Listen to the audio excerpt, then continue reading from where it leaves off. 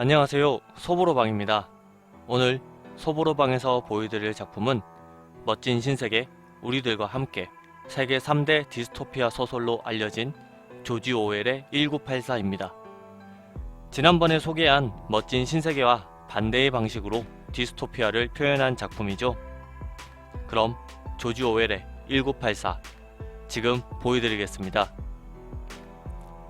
작중 배경인 1984년 세계는 3개의 대국가인 오세아니아, 유라시아, 동아시아만이 존재했고 서로 전쟁과 동맹을 통해 힘의 균형을 이루고 있었습니다.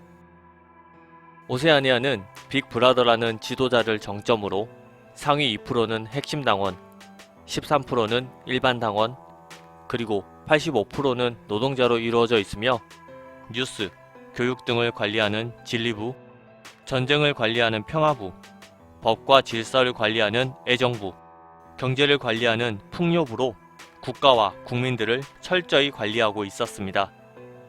당은 24시간 방송을 틀어줌과 동시에 24시간 카메라로 사람들을 감시하는 텔레스크린이라는 장치로 사상경찰이라는 비밀 요원으로 모든 당원들을 감시했습니다. 그래서 당원들은 모든 행동을 감시받았고 모임은커녕 개인적인 만남도 불가능했죠. 심지어 의심스러운 행동만 해도 사상경찰에 의해 잡혀갔습니다. 소설의 주인공 윈스턴 스미스는 이런 독재국가 오세아니아의 진리부 기록국에서 일하는 일반 당원이었습니다. 그는 불법으로 시내 빈민가에서 구입한 노트에 일기를 썼죠. 노트에 글을 쓰는 것이 발각되면 사형이나 강제 노역에 처할 수 있었기 때문에 집안 텔레스크린을 피해 글을 썼습니다. 윈스턴은 글을 쓰며 당일 2분 중호 시간에 있었던 일을 기억합니다. 2분 중호 시간은 직원들이 모여 텔레스크린에 나오는 당의 배신자 골드스타인에게 분노를 하는 시간이었습니다. 그런데 그날은 창작국에서 일하는 짙은 갈색머리의 여자와 오브라이언이라는 핵심 당원이 눈에 띈 거죠. 짙은 갈색머리의 여자가 누구보다 흥분해 소리를 질러댔고 증오 시간이 거의 끝나갈 때 오브라이언은 윈스턴과 눈을 마주쳤습니다. 오브라이언의 눈빛은 난 당신 편이야 라고 말하는 것 같았죠. 윈스턴은 갑자기 7년 전쯤 꿈속에서 오브라이언이 우리는 어둠이 없는 곳에서 만날 거요 라고 말했었던 기억이 떠올랐습니다. 윈스턴은 소문으로만 떠돌던 배신자 골드스타인이 만든 단체인 형제단이 실제로 있을 수도 있다고 생각하기 시작했습니다. 그때 누군가 문을 두드렸습니다. 문을 두드린 사람은 싱크대가 막힌 것을 도와달라고 온 이웃 파슨스 부인이었습니다. 집에 파슨스의 아이들이 있었는데 윈스턴에게 새총으로 위협하며 사상범을 잡는 놀이를 하고 있었죠. 싱크대를 고쳐주고 온 윈스턴은 집으로 돌아오며 자식들이 자기 부모들을 사상범으로 신고하는 수많은 사례들을 생각합니다. 윈스턴이 기록국에서 하는 일은 기록을 변경하는 일이었습니다. 당은 틀리지 않는 존재이기 때문에 과거의 기록과 다른 부분이 있으면 과거의 기록을 수정하는 일이었습니다. 기록부는 이런 일을 함으로써 신문뿐만 아니라 책, 만화, 영화 등 무수히 많은 매체들을 수정하고 이를 관리했습니다. 또 당에서 사상범들을 은밀하게 체포하면 기록국에서는 사상범들의 기록을 삭제하여 애초에 없던 사람으로 만들어 사람을 증발시키기도 했습니다. 당에서는 이중사고라는 개념을 도입해서 당에서 말하는 것은 아무 의심 없이 믿도록 교육했습니다. 윈스턴은 이런 당을 싫어했지만 내색할 수 없었습니다. 윈스턴은 구내 식당에서 친구 사임을 만났습니다. 사임은 언어학자로 조사국에서 근무하는 신어 전문가였죠. 당은 신어를 만들고 구어를 없애 사고의 폭을 줄이고 사람들이 사상죄를 범할 수 없도록 하고 있었습니다. 사임은 누구보다 열성적인 당원으로 자신이 하는 일을 자랑스러워했고 윈스턴은 지나치게 지적인 사임이 증발할 것 같다는 생각을 하죠. 당은 적당한 무관심, 우매함을 가진 사람을 좋아했기 때문입니다. 그때 파슨스가 옵니다. 파슨스는 윈스턴에게 어제 아이들이 무례하게 굴었던 사실을 사과하고는 자식들이 당에 충성하고 있다는 자랑을 합니다. 마침 텔레스크린에서 호루라기 소리가 들리고 그들은 업무로 복귀합니다. 당원은 원칙적으로 여가 시간이 없고 잠잘 때를 제외하고는 혼자 있지 않았지만 윈스턴은 퇴근길에 충동적으로 런던 거리를 돌아다녔습니다. 그는 일기장을 샀던 고물상으로 들어갔습니다. 윈스턴은 장식품을 구매했고 고물상 주인 체링턴은 2층 방에 있는 물건들도 보여주죠. 그리고 윈스턴은 2층 방에 텔레스크린이 없는 걸 알게 됩니다. 그는 재빨리 아파트로 발걸음을 옮겼습니다만 길에서 짙은 갈색 머리의 여자를 마주치게 됩니다. 약간이라도 의심스러운 행동을 할 경우 사상경찰에 잡혀갔었기 때문에 윈스턴은 그녀의 신고로 사상경찰에 끌려갈 것이라 걱정했지만 아무 일도 일어나지 않았습니다. 그로부터 나흘이 지난 아침, 윈스턴은 짙은 갈색 머리의 여자와 또 마주쳤습니다. 그녀는 일부러 쓰러지며 부축해주는 윈스턴에게 쪽지를 전달합니다. 쪽지에는 당신을 사랑합니다 라는 글씨가 쓰여 있었죠. 윈스턴은 시끄러운 구내식당에서 그녀 앞에 우연히 앉은 것처럼 식사를 하며 남들 몰래 이야기를 하고 둘은 일요일 그녀만 알고 있는 숲속의 비밀 장소에서 만남을 가집니다. 윈스턴은 그녀의 이름이 줄리아라는 걸 알게 되었습니다. 윈스턴은 줄리아에게 당에서 이혼을 허락해주지 않아 별거 중인 캐서린이라는 아내가 있으며 자신이 줄리아보다 나이가 많다고 말합니다만 줄리아는 이런 사실에 개의치 않아 있습니다. 그녀는 누구보다 당에서 하는 일에 열성적인 척 하지만 단순히 생존을 위해 그렇게 할 뿐이라며 당을 싫어한다는 이야기와 함께 윈스턴이 당에 순종적이지 않다는 것을 한눈에 보고 알았다 말합니다. 그리고 둘은 서로 사랑을 나누죠. 둘은 그 뒤로 자주 만나 데이트를 하지만 다른 사람들 앞에서는 서로 모른 척 했습니다.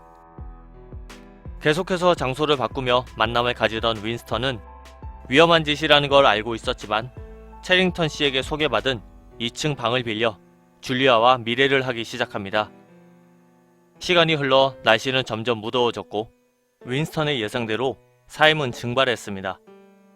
어느 날 진리부의 복도에서 오브라이언이 윈스턴에게 신화와 관련된 이야기를 할 것이 있으니 자신의 집으로 와달라는 이야기를 하죠. 윈스턴은 오브라이언의 눈빛에서 이야기하고자 하는 것이 신화가 아니라는 걸 깨달았고 망설이는 윈스턴에게 줄리아가 오브라이언이 믿을 만한 사람이라고 말해 함께 가기로 하죠. 그를 찾아가기 전 윈스턴과 줄리아는 사상경찰에 잡혀 고문당할 경우에 대해 생각합니다. 윈스턴은 사상경찰이 고문해 자신이 줄리아를 사랑하지 않게 만든다면 자신은 줄리아를 배신하는 거라며 그러기 싫다 말했습니다. 하지만 줄리아는 사상경찰이 말을 할 수 있게는 해도 믿게 할 수는 없다 말하며 서로를 배신하는 일은 없을 거라 말하죠. 결국 그들은 오브라이언을 만나러 갑니다. 오브라이언은 그들 예상대로 형제단 소속이었습니다. 오브라이언은 형제단에 들어가겠다는 윈스턴과 줄리아에게 그들이 잡히더라도 아무도 도와줄 수가 없고 형제단에서 시키는 일은 뭐든지 해야 한다고 말하죠. 윈스턴과 줄리아는 서로를 사랑하지 않는 것만 빼고 뭐든지 하겠다고 대답하고 오브라이언은 따로 연락을 하겠다 말합니다. 며칠 뒤 윈스턴은 골드스타인의 책을 받습니다. 그 책에는 오세아니아, 당, 빅브라더에 대한 전체적인 내용 그리고 어떻게 권력을 유지해야 하는지에 대해 상세히 적혀 있었죠. 얼마 뒤 평소와 같이 체링턴 씨의 2층 방에서 밀회를 하던 윈스턴과 줄리아는 대화를 하다 벽 그림 뒤에서 금속성 목소리를 듣습니다. 그림 뒤에는 텔레스크린이 숨겨져 있었던 것이었죠.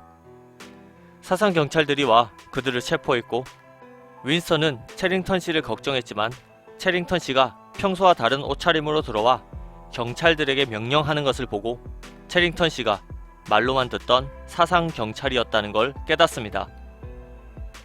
윈스턴은 감방으로 잡혀갑니다. 그곳에서 동료였던 파슨스를 만납니다.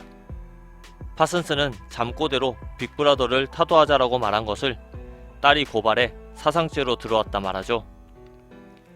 그러면서 파슨스는 자신이 뉘우치고 있고 딸을 제대로 키웠다 생각합니다. 윈스턴은 감방에서 대기를 했고 결국 혼자 남게 됩니다.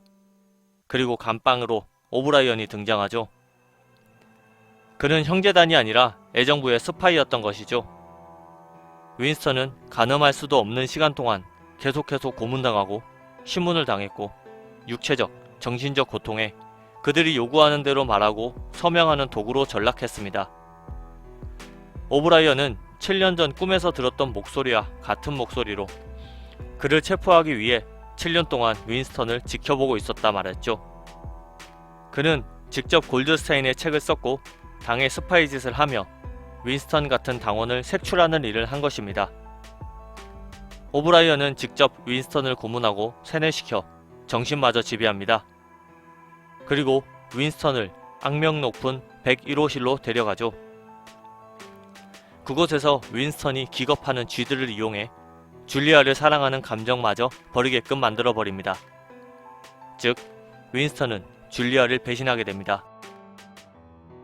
인간성까지 완전히 없어질 정도로 개조된 윈스턴은 애정부에서 풀려나 길을 걷다 우연히 줄리아를 만나고 곧 서로가 서로를 배신했다는 걸 깨닫게 됩니다.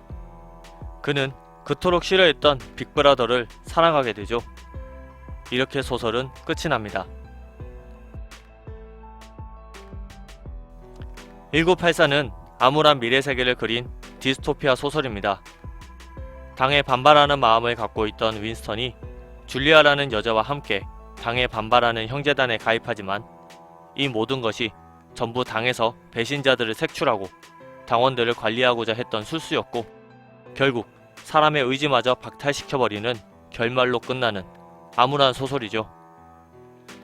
마지막 오브라이언이 윈스턴을 고문하며 주고받는 대화는 멋진 신세계의 무스타파 몬드와 존의 대화를 상기시킵니다. 허구이긴 하나 각 세계를 이끌어가는 사람들의 생각들을 잘 표현했죠. 국가, 신화, 그리고 골드스타인이 쓴 책 등에 대한 방대한 설정을 담고 개인의 모든 것들이 통제당하는 암울한 미래세계를 그려낸 소설 소보로방에서 보여드린 조지 오웰의 1984였습니다. 영상이 마음에 드셨다면 좋아요, 구독 버튼을 눌러주세요. 감사합니다.